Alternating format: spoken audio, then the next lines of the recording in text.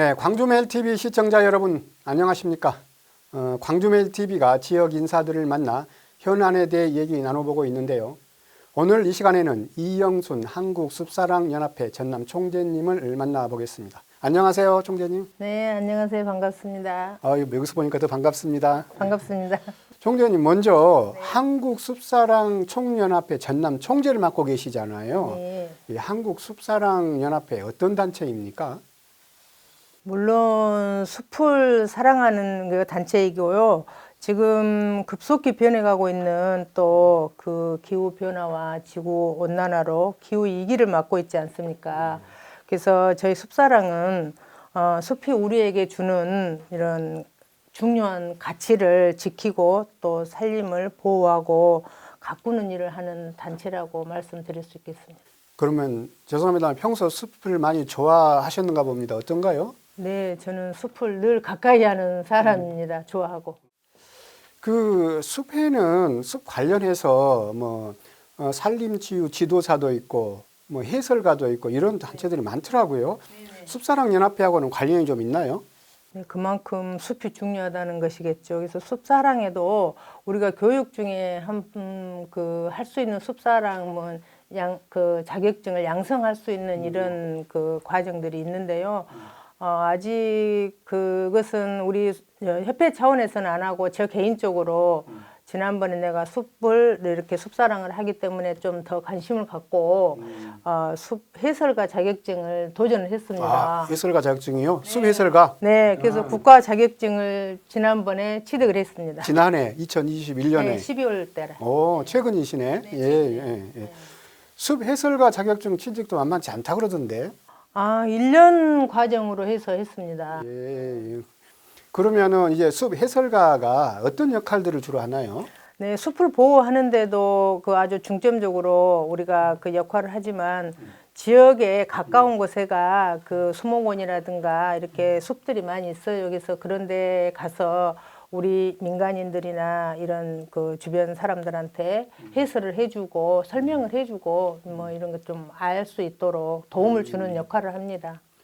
근데 제가 생각해봐도 이 숲에 대해 관심들이 많이 늘어나고 있는 게 사실 맞거든요. 시민들도 그러고 도민들도 그러고.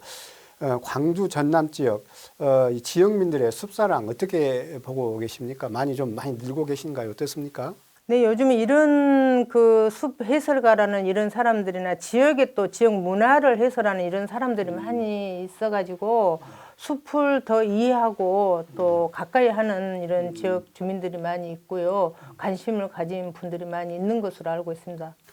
그 개인적으로 광주 전남 지역 굉장히 숲이 많잖아요. 좀 추천하고 싶다, 좀 괜찮다고 하는 곳을 꼽는다면 어떤 것들을 좀 할 수 있을까요? 전남에는 완도 수목원이 아주 잘 돼 있고 저희들이 그 숲 해설가 자격증 공부한 사람들은 거기를 의무적으로 갈 정도로 그렇게 하고 많은 분들이 이 관광이나 이런 테마 여행을 하면서 꼭 들르는 곳이 완도 수목원이고 또 강주에는 무등산도 수목원들이 이렇게 많이 있어가지고 그런 데도 많이 가고 또 우리 숲사랑에서는 그 광주 천변에 무궁화 만주를 심어가지고 저희들이 직접 심어서 가꾸고 있습니다. 그래서 시간 되시면 한번 가보시기 바랍니다. 예. 그 숲을 이제 찾는 시도민들, 국민들이 많다 보니까 이 정부나 자치단체에서의 굉장히 관리에 대해 신경을 많이 쓰고 있는 것 같거든요. 자, 숲 전문가로서 이 숲 관리 잘 되고 있는 편입니까? 어떻게 생각하고 계십니까? 네, 물론 많이 그 관심들은 갖고 있는데요. 아직도 좀 앞으로 더 많이 관심을 가져야 할 거라고 생각을 합니다. 왜 지구의 지금 그 온난화 현상에 맞춰서 지금 환경 오염 문제도 많이 있지 않습니까? 그래서 그런 부분에서 각 지자체에서 관심을 더 많이 가져야 된다고 생각을 합니다. 우리 총재님 같은 경우는 이제 현재 숲사랑연합회 전남 총재를 맡고 계시지만 그 전에는 이제 기초의원으로 활동을 하시면서 이제 봉사활동을 오랫동안 하셨던 걸로 알고 있습니다. 광산구의 의원과 의장을 역임을 하셨죠? 네, 그렇습니다. 기초의원을 하게 된 계기가 있으셨는가요? 어떤 계기로 해서 정치를 시작하셨는지 궁금하네요. 제가 정치인으로는 자격이 없다고 생각했었는데요. 봉사를 하다 보니까 저에게 그런 정치에 입문할 수 있는 기회가 주어졌습니다. 그래서 봉사를 했으니 지역에서도 봉사를 정치적인 봉사를 한번 해봐라 해가지고 제가 정말로 정치적으로 봉사할 수 있는 것이 있는 줄 알았습니다. 그래서 흔쾌히 그 시작을 하게 됐는데 그때 2010년도에 최초로 예, 광산구 여성이 지역구의 선출직으로 선거를 하게 된 최초의 이제 의원이 되었고요. 그래서 그때 시작으로 해서 2014년도에 재선에 또 인정을 받아서 열심히 해서 지역 주민들로부터 인정을 받아서 그때 재선에 또 당선되어서 광산구 의회 최초의 여성 의장으로 당선되었습니다. 예, 최초의 여성 광산구 의회 의장. 의장으로. 네. 자, 그러면 이제 재선 이제 8년 동안을 하셨는데 네네. 그 구의 활동을 하시면서 이제 가장 기억에 남는 일이 있었다 하면 어떤 것들을 좀 들 수 있을까요? 봉사자로서 평소에 의원이 아니었을 때 지역 주민들하고 가까이 가지 못했던 것들을 이제 공인으로서의 당당하게 주민들하고 가까이 갈 수 있었던 거 정말 그게 가장 보람 있는 것 같고요. 지금도 제가 이제 좀 쉬고 있지만 그분들이 저를 찾아와서 그 고민을 하는 것을 같이 공유하고 그런 부분이 가장 보람 있었던 것 같습니다. 지방 의원으로서는. 예. 그 제가 알고 있기로는 그 지역구가 광산구 월곡동, 우산동, 운남동 이 지역이죠. 이 지역은 사실 광산구에서도 번화가 그런 지역은 아닌 것 같아, 아니죠? 가장 광산구에서 낙후됐고 어려운 분들이 가장 좀 많이 있고 또 외국인들도 많이 있는 특히 곳이 월곡동. 예, 월곡동에는 외국인들이 많이 이렇게 있고 더더군다나 러시아에서 온 그 우리 고려인 마을이 조성되었고 있는 그런 마을 그런 동네입니다. 고려인 마을 같은 경우에는 이제 굉장히 이제 하나의 집단 문화가 형성이 됐지만 그래도 광주에서 굉장히 나름대로 상징성도 좀 큰 편이잖아요. 아, 그럼요. 그래서 처음에 여기에 정착을 했을 때 정말 몇 분이 오셔가지고 그 수많은 노력을 하고 이천영 목사님의 헌신적인 봉사로 지금의 고려인이 세상에 알려지고 우리 정부에서까지 관심을 가질 수 있는 이런 그 다문화 이런 마을로 이렇게 정착을 하고 있습니다. 그래서 참 다행이죠.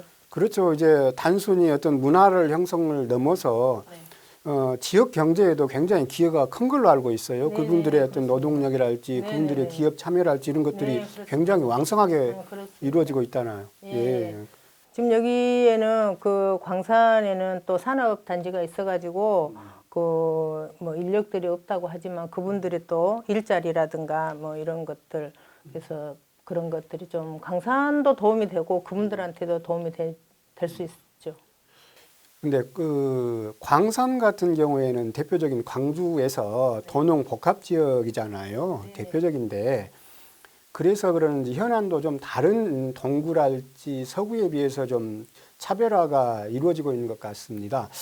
우리 전 의장님이 생각하시기에 광산구의 주요 현안을 꼽는다면 어떤 것을 들 수 있을까요? 광산구는 그 도농 복합 도시로서 옛날에 지금 88년도에 광산구가 광주시로 편입되면서 농촌에 사신 분들이 그 전에는 그 농업수당을 받을 수 있었는데 지금 그 편입되면서 오히려 그분들한테는 더 오히려 뭐 별로 손해가 되고 있죠. 그래서 우리 전국에서도 보면 이거는 이제 우리가 풀어야 할 숙제입니다. 그래서 전혀 없는 것은 아니고 부산 기장군하고 인천 강화도는 그 농촌 수당을 받고 있습니다. 근데 그 외에 아직도 받고 있는 우리는 받고 있지 않기 때문에 그런 부분에서는 좀 차별화가 된 것 같아서 그런 것들은 우리가 더 관심을 갖고 제도적으로 또 그 농촌 주민들을 위해서 우리가 또 관심을 가져야 할 부분인 것 같습니다. 우리 전 의장님 광산의 발전 방안 한 말씀 좀 부탁드리겠습니다. 네, 제가 8년 동안 의정 활동을 하면서 늘 광산에 대해서 고민을 많이 했었습니다. 광산은 우선 그 광주의 면적의 45%를 차지하고 있고요. 그럼에도 불구하고 5개 구 중에서 굉장히 낙후됐다고 볼 수 있습니다. 그래서 그런 부분이 늘 안타까웠었고요. 저는 이제 우리 광산에는 농촌과 도시에서 그 얻을 수 있는 인프라가 굉장히 많이 있습니다. 그래서 그런 인프라를 활용해서 또 서남권 교통의 중심지이기도 하고요. 그래서 이런 것들을 살려서 광산에 그 우리 수변 공원이라든가 뭐 이런 그 황룡강 주변을 이렇게 정말로 그 생태를 살리면서 이런 공원으로 또 개발을 한다면 전국에서 또 KTX를 타면은 2시간이면 다 올 수 있습니다. 그리고 무안공항이 20분이면은 가까운 곳에 있기 때문에 참 좋은 우리 광산구의 인프라라고 생각을 합니다. 그래서 이런 것들을 활용해서 광산구를 다른 구에 떨어지지 않도록 뭐 더 잘 나가지는 않지만 그래도 떨어지지 않는 광산구를 만들고 싶었습니다. 그래서 늘 그런 것들을 제가 한번 저 같으면 이렇게 하겠다 이런 것들을 가지고 있었기 때문에 제가 그 고민을 하게 됐습니다. 예, 그래서 그런 것들을 잘 활용한다면 그 광주 5개 구에서도 뒤지지 않는 구가 될 것이라고 생각을 하고 있습니다. 네, 숲의 가치는 갈수록 커지고 있는데요. 숲 전문가이시면서 광주 광산에 남다른 애정을 갖고 계시는 이영순 한국숲사랑연합회 전남 총재이자 전 광주 광산구 의회 의장을 만나봤습니다. 의장 감사합니다. 네, 감사합니다.